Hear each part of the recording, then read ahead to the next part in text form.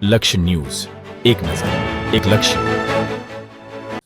સુરેન્દ્રનગર જિલ્લામાં વરસાદી માહોલ. સમગ્ર રાજ્યમાં વરસાદી માહોલ જામ્યો છે, ત્યારે રાજ્યના વિવિધ જિલ્લાઓમાં પણ સારો વરસાદ વરસી રહ્યો છે.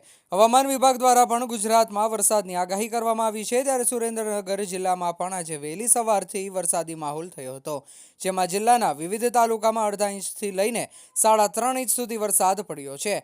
ધીમી ધારે પડેલ વરસાદના કારણે ખેડૂતોમાં ખુશીનો માહોલ જોવા મળ્યો હતો. સાથે શહેરીજનો તેમાં ગ્રામ્ય વિસ્તારના લોકોને પણ ગરમીમાંથી આંશિક રાહત પણ મળી હતી. હાલ જિલ્લામાં વાતાવરણ વાદળછાયું છે, ત્યારે હજી પણ વરસાદ પડે તેવી સંભાવના છે.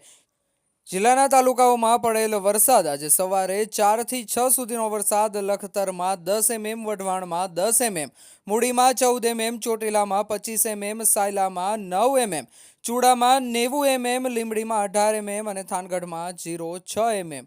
રિપોર્ટર બ્રિજેશ ત્રિવેદી, સુરેન્દ્રનગર.